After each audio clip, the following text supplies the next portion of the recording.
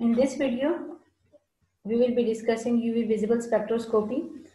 अब UV visible spectroscopy को समझने के लिए पहले ज़रूरी है कि हम स्पेक्ट्रोस्कोपी को समझें कि स्पेक्ट्रोस्कोपी क्या होती है।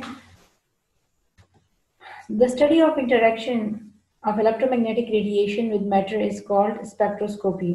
इलेक्ट्रोमैग्नेटिक रेडिएशंस मैटर के साथ किस तरह से इंटरेक्ट करती हैं, या जब इलेक्ट्रोमैग्नेटिक रेडिएशंस किसी भी मैटर पर पड़ती हैं तो उसकी वजह से उसमें क्या चेंजेस आती हैं, इसकी स्टडी को हम स्पेक्ट्रोस्कोपी कहते हैं।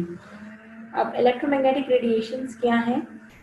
इलेक्ट्रोमैग्नेटिक रेडिएशंस जो हैं ये आपके पास मुख्तलिफ किस्म के रेडिएशंस हैं, जिसमें cosmic rays, gamma rays, X rays, ultraviolet, visible, infrared, microwave और रेडियो वेव्स जो हैं वो इंक्लूड हैं।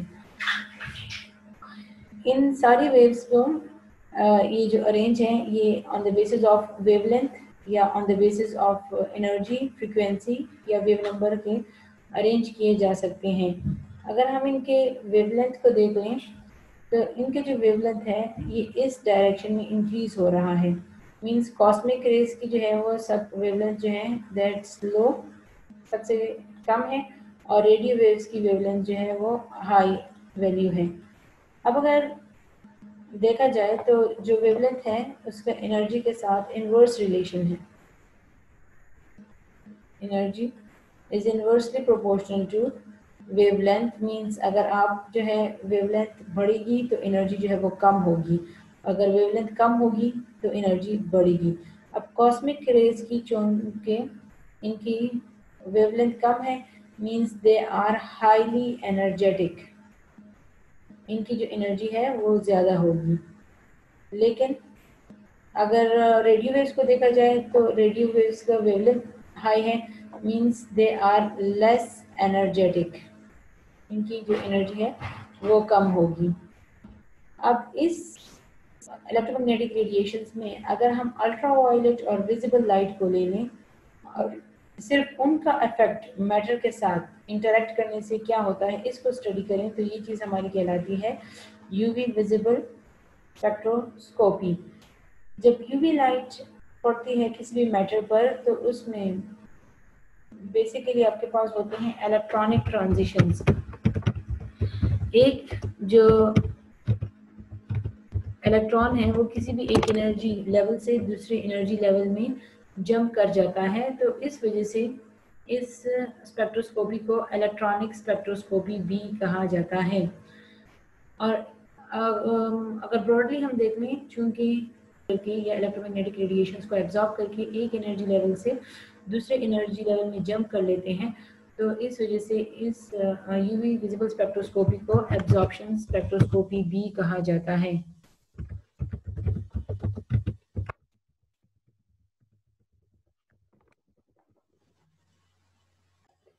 इलेक्ट्रोमैग्नेटिक रेडिएशंस जब मैटर के साथ इंटरेक्ट कर लेती हैं तो हम इंस्ट्रूमेंट के थ्रू प्लॉट जो है वो ड्रॉ कर सकते हैं कि कितनी जो है लाइट वो एब्जॉर्ब हो गई है या फिर वो ट्रांसमिट हो गई है, और उसको हम ड्रॉ करेंगे अगेंस्ट द वेवलेंथ, फ्रीक्वेंसी या वेव नंबर। तो ये जो प्लॉट है ये स्पेक्ट्रम कहलाएगा।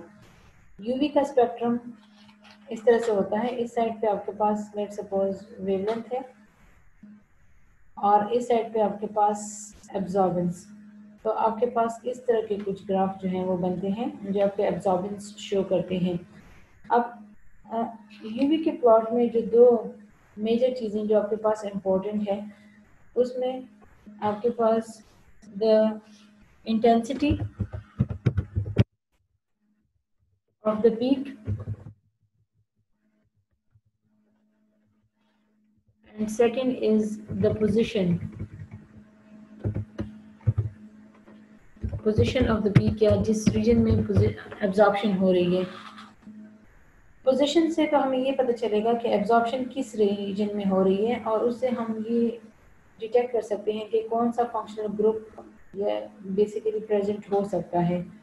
और इंटेंसिटी आपको पीक की इंटेंसिटी बताती है। जैसे इस ग्राफ में ये देखें ये पीक कितनी इंटेंस है। अगर आपके पास एक पीक इस तरह से हो और एक इस तरह से हो तो देखिए इसकी एब्जॉर्प्शन इंटेंसिटी कम है जबकि इसकी ज़्यादा है। और इंटेंसिटी हमें ये बताती है कि कितने नंबर ऑफ एक्साइटेशंस जो हैं वो हुई हैं। Transmittance is the ratio of the transmitted radiation divided by the intensity of the incident radiation. इसमें I नॉट जो है वो इंटेंसिटी ऑफ इंसिडेंट रेडिएशन है, जबकि I जो है वो इंटेंसिटी ऑफ ट्रांसमिटेड रेडिएशंस हैं। अगर हम एब्जॉर्बेंस में इसको लिखना चाहें तो absorbance is written as a log I naught divided by I,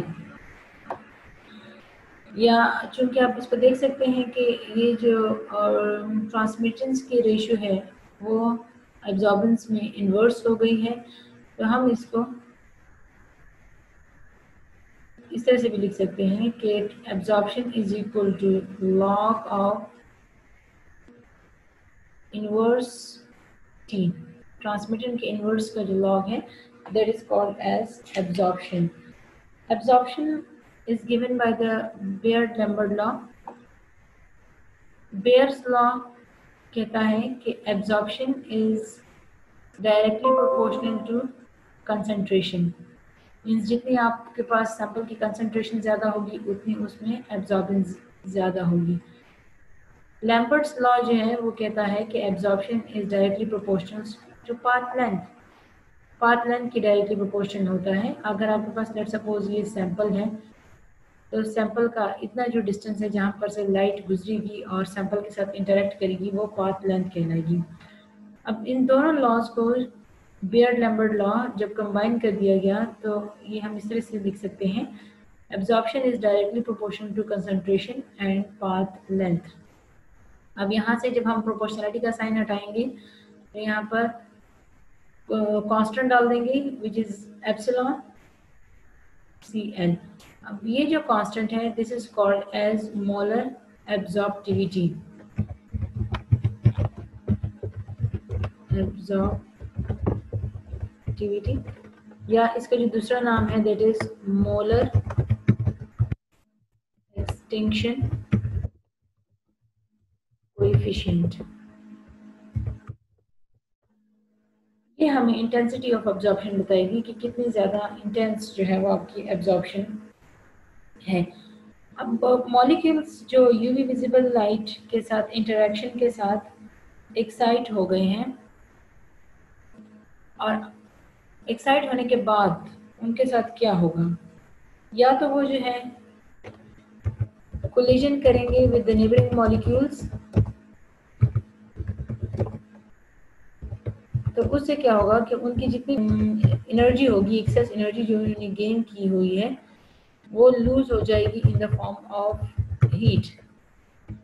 या फिर ये कर सकते हैं कि ये एक्सेस एनर्जी वो इमिट करे in the form of radiations या लाइट, तो फिर आपको ये देंगे फ्लोरेसेंस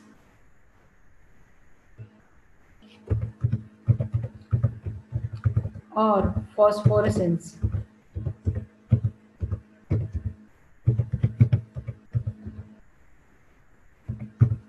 फॉस्फोरेसेंस, फ्लोरेसेंस में क्या होता है कि एकदम से चमक पैदा होती है, जितनी भी रेडिएशंस हैं वो एक ग्लो की फॉर्म में आपको नज़र आ जाती है और ग्लो जो है वो फिर बुझ जाता है। फॉस्फोरेसेंस में ये होगा कि लाइट थोड़ी ज़्यादा देर तक रहेगी, आपको थोड़ी ज़्यादा देर तक चमक जो है वो नज़र आएगी। यूवी विजिबल स्पेक्ट्रोस्कोपी में इलेक्ट्रॉनिक ट्रांजिशंस होती हैं। तो अब हम देखेंगे कि ये इलेक्ट्रॉनिक ट्रांजिशंस कैसे कैसे होती हैं।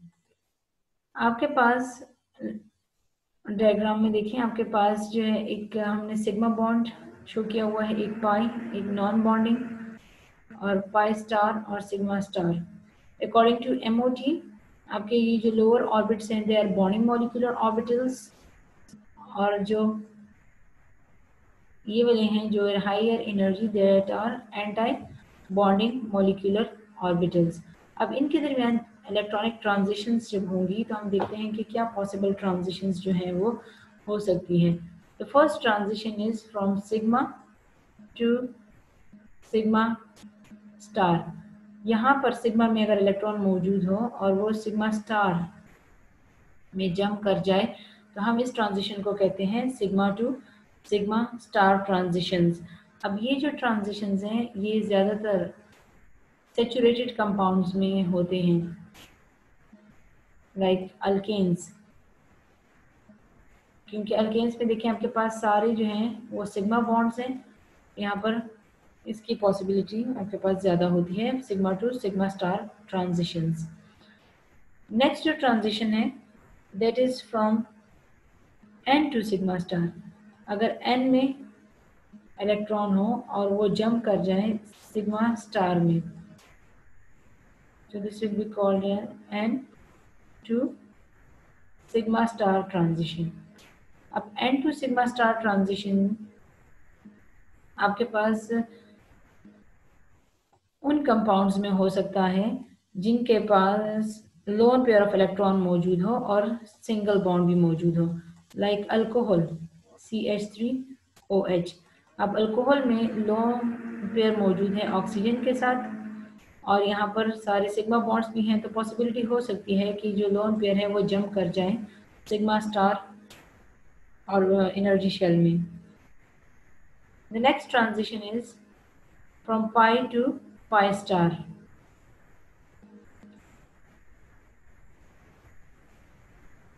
पाई टू पाई स्टार ट्रांजिशन, ये पाई शेल में से अगर पाई स्टार यहाँ पर इलेक्ट्रॉन जंप कर जाए तो इसको हम पाई टू पाई स्टार ट्रांजिशन कहेंगे। अब ये किन कंपाउंड्स में हो सकती है? ये उन कंपाउंड्स में होगी जिसमें कार्बन कार्बन डबल बॉन्ड या कार्बन कार्बन ट्रिपल बॉन्ड मौजूद होगा, वो कंपाउंड्स जिसमें पाई बॉन्ड हो।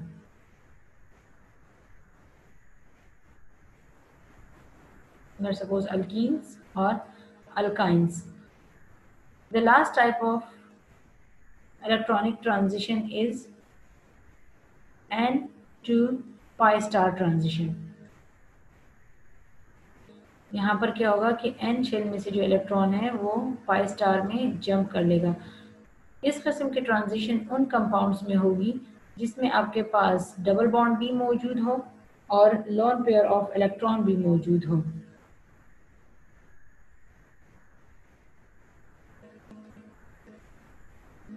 लाइक कीटोन्स,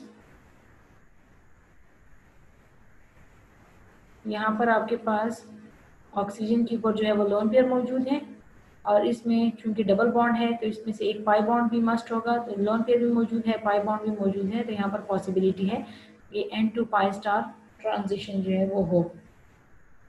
अब इन ट्रांजिशंस में जो sigma to sigma star transition है इसमें आप देख सकते हैं डायग्राम में कि एनर्जी गैप जो है वो बहुत ज़्यादा है, तो इसको बहुत ज़्यादा हाई एनर्जी चाहिए होती है फॉर एक्साइटेशन, और ये एनर्जी अक्सर जो है वो यूवी विजिबल रीजन के यूवी की लोअर रेंज पे होती है जिसको हम वैक्यूम यूवी रेंज कहते हैं, और उस रेंज की एक्साइटेशन हमारे लिए इतनी फ्रूटफुल जो है वो नहीं होती for this UV visible spectroscopy.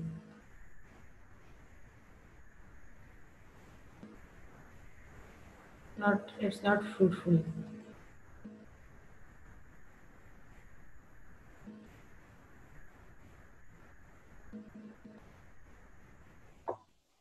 फिर से पाई टू पाई स्टार ट्रांजिशन को देखें तो पाई टू पाई स्टार ट्रांजिशन में एनर्जी जो है वो कम है, इजीली जो है ये जंप कर सकते हैं। बेसिकली ज़्यादातर यूवी विजिबल स्पेक्ट्रम में ये हम ऑब्जर्व भी कर सकते हैं, तो हम इसको कहते हैं कि these are the allowed transitions. ये ट्रांजिशंस जो हैं वो अलाउड है, आसानी से हो भी सकती हैं यूवी रीजन में। अब n to pi star transitions की बात जो है वो कर लेते हैं कि इसमें क्या होता है। लुक एट दिस एग्जांपल, ये कार्बोनिलिक कार्बन एटम है C डबल बॉन्ड O। अब जब पाई बॉन्ड बनता है तो हमारे पास जो कार्बन और ऑक्सीजन पे जो अनहाइब्रिडाइज्ड ऑर्बिटल रह जाएगा उनकी साइड वाइज ओवरलैप होगी इस तरह से, तो तभी पाई बॉन्ड बनेगा, तो हमारे पास ये स्ट्रक्चर बन जाएगी।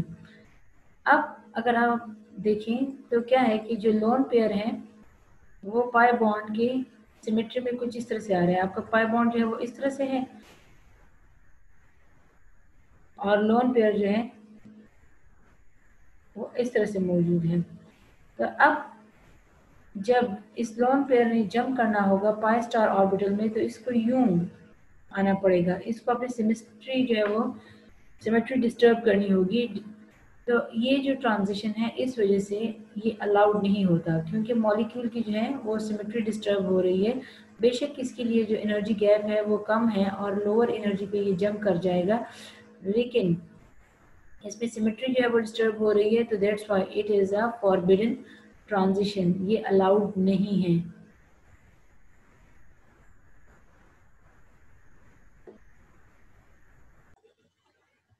Now we will discuss some basic terminologies which are used in UV visible spectroscopy. The first one is chromophore, the structural feature in a molecule that is responsible for the absorption in UV visible region. मतलब compound में कोई भी ऐसा structure है जिसकी वजह से वो यूवी विजिबल एक्टिव हो, वो क्रोमोफोर कहलाएगा। जैसे अल्कीन्स में carbon carbon double bond chromophore है, इसी तरह अल्काइंस में carbon carbon triple bond chromophore है। तो ये आपके फीचर्स जिसकी वजह से एब्जॉर्प्शन होती है वो क्रोमोफोर कहलाते हैं। नेक्स्ट जो टर्म है दैट इज ऑक्सोक्रोम। ऑक्सोक्रोम क्या है? ये वो फंक्शनल ग्रुप्स हैं जो बजाते खुद तो एब्जॉर्प्शन नहीं करते, लेकिन जब वो क्रोमोफोर के साथ अटैच हो जाए तो वो उसकी वेवलेंथ को लॉन्गर वेवलेंथ पर शिफ्ट कर लेते हैं। इसमें आपके पास ग्रुप्स हैं जैसे कि क्लोरो, हाइड्रोक्सिल, अमीन एक्सेट्रा। अब इसमें एक एग्जांपल जो है वो देख लेते हैं। लेट्स सपोज आपके पास बेंजीन मॉलिक्यूल है। बेंजीन मॉलिक्यूल की जो एब्जॉर्प्शन है, ये बेंजीन मॉलिक्यूल एक क्रोमोफोर होगा और इसकी एब्जॉर्प्शन नियरली 254 नैनोमीटर पे आएगी। लेकिन अगर इसी बेंजीन के ऊपर नाइट्रो लग जाए, C6H5, दिस इज फिनाइल, और नाइट्रो ग्रुप इस पे लग जाए, तो इसकी जो एब्जॉर्प्शन होगी दैट विल बी 280 नैनोमीटर।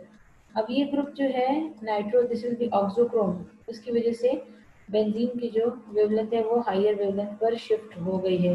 इसी तरह से अगर बेंजीन के ऊपर OH ग्रुप लगा हुआ हो, दैट इज फिनॉल बन जाए, तो इसकी जो वेवलेंथ होगी absorption that will be at 270 nanometer पर ये एब्जॉर्प्शन देगा। तो देखिए कि बेंजीन के ऊपर जब कुछ भी नहीं था तो उसकी एब्जॉर्प्शन 254 नैनोमीटर थी, लेकिन जब नाइट्रो लग गया तो 280 और हाइड्रोक्सिल लग गया तो 270। So these groups are acting as an auxochrome for this chromophore benzene.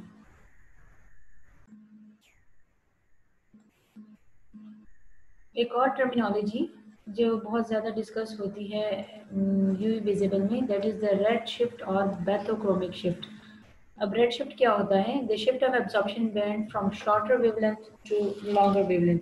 Means एक कंपाउंड जो है वो शॉर्टर वेवलेंथ पे एब्जॉर्ब कर रहे हैं, लेकिन उसमें कोई स्ट्रक्चरल फीचर आ गया है जिसकी वजह से अब वो लॉन्गर वेवलेंथ पे एब्जॉर्ब कर रहा है, तो हम कहेंगे कि इसमें बैथोक्रोमिक शिफ्ट हो गया।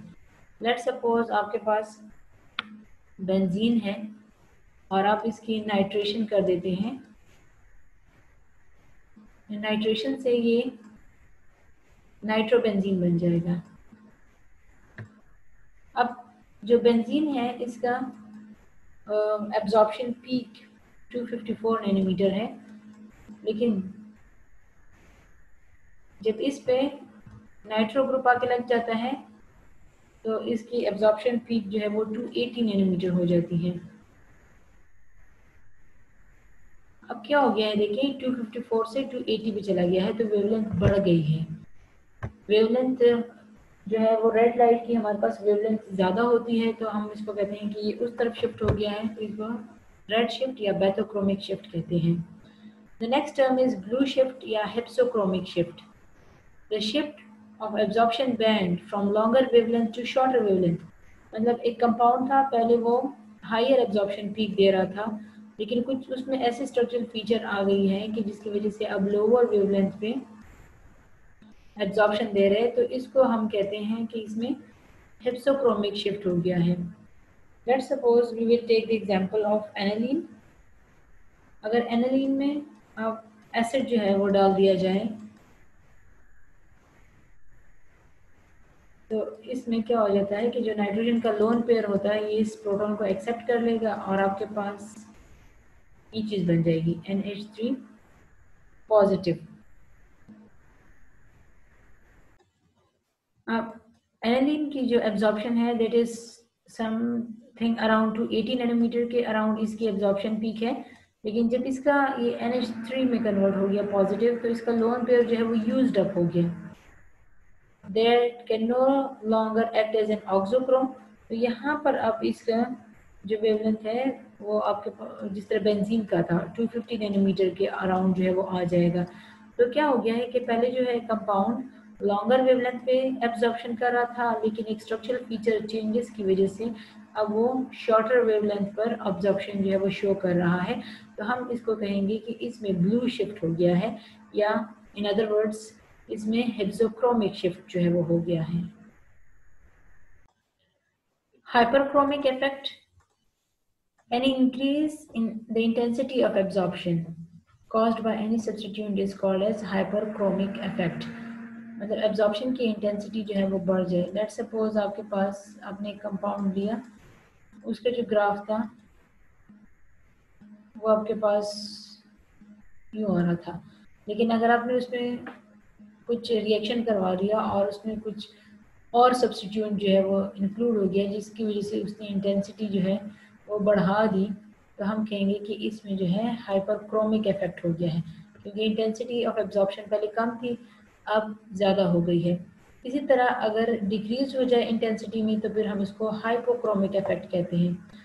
लेट्स सपोज अगर हमारे पास कोई कंपाउंड था और उसकी जो है पहले एब्जॉर्प्शन ये हाई वाली थी और अब उसमें कोई रिएक्शन करवा के उसमें कुछ ऐसा स्ट्रक्चरल फीचर चेंजेस आ गई हैं कि उसकी इंटेंसिटी कम हो गई है एब्जॉर्प्शन की, तो वी विल से दैट इसमें हाइपोक्रोमिक इफेक्ट हो गया है। The instrumentation of the UV visible spectrophotometer, किस तरह से हम ये रिकॉर्ड करते हैं डाटा, ये इस स्पेक्ट्रोफोटोमीटर में क्या क्या चीज़ें होती हैं। The first is the radiation source. Radiation source में आपके पास दो किस्म के रेडिएशन सोर्स होते हैं, एक है hydrogen discharge lamp, second one is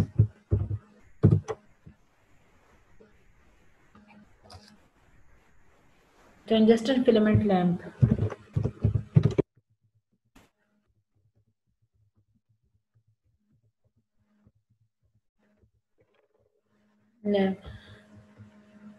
जो हाइड्रोजन डिस्चार्ज लैंप है ये यूवी विजिबल रेडिएशंस देगा, सॉरी यूवी रेडिएशन देगा which will be ranging from 200 to 400 nanometre, जबकि जो टंगस्टन फिलामेंट लैंप है ये विजिबल रेडिएशन देगा रेंजिंग फ्रॉम 400 to 800 नैनोमीटर। तो ये इसमें आपकी यूवी और विजिबल दोनों रेंज जो है वो कवर हो जाएंगे। अब ये जो रेडिएशन आएंगे तो इसमें को पास किया जाएगा मोनोक्रोमेटर में से। मोनोक्रोमेटर जो है वो रेडिएशन में से सिंगल वेवलेंथ जो है वो सिलेक्ट कर देंगे और वो रेडिएशन जब आगे जाएंगी तो वो बीम स्प्लिटर में से पास होंगी। अब बीम स्प्लिटर जैसे कि इसका नाम शो करता है कि ये जो आपकी बीम है ये दो इक्वल इंटेंसिटीज के लाइन में स्प्लिट हो जाएगी। अब ये जो स्प्लिटेड लाइंस हैं ये सैंपल कंपार्टमेंट में से गुजरेंगी, तो सैंपल कंपार्टमेंट में आपके पास दो क्यूबिट्स होंगे या दो सैंपल होल्डर होंगे। ये जो क्यूबिट्स होते हैं ये ज़्यादातर क्वार्ट्ज के बने हुए होते हैं। अब इसमें से एक में आपका जो रेफरेंस कहलाता है और एक जो होता है वो sample. This is let's suppose sample, तो ये जो बीम है ये सैंपल बीम कहलाएगी और दिस इज द रेफरेंस। सो ये जो बीम बीच में से गुजर रही है वो रेफरेंस बीम कहलाएगी। दोनों कंपार्टमेंट्स में क्या फ़र्क होता है, यूवी में जो सैंपल ले लेते हैं वो ज़्यादातर डाइल्यूट सॉल्यूशन के फॉर्म में लिया जाता है।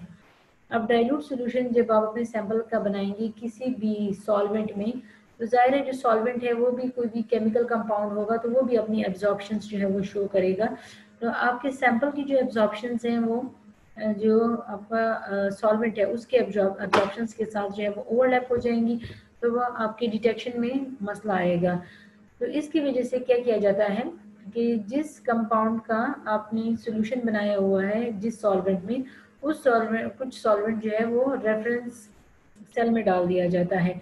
अब रेफरेंस जो आपका सॉल्वेंट है उसकी बीम जो है वो यहाँ पर भी आएगी, यहाँ पर भी आएगी, तो इंस्ट्रूमेंट जो है वो ऑटोमेटिकली उसको कैंसिल आउट कर लेता है और आपके पास फाइनल जो ग्राफ बनता है उस पर सिर्फ सैंपल की जो एब्जॉर्प्शन पीक्स हैं वही आती हैं। जब ये बीम सैंपल कंपार्टमेंट में से निकलती हैं तो ये डिटेक्टर में जाती हैं। डिटेक्टर में आपके पास फोटोडायोड्स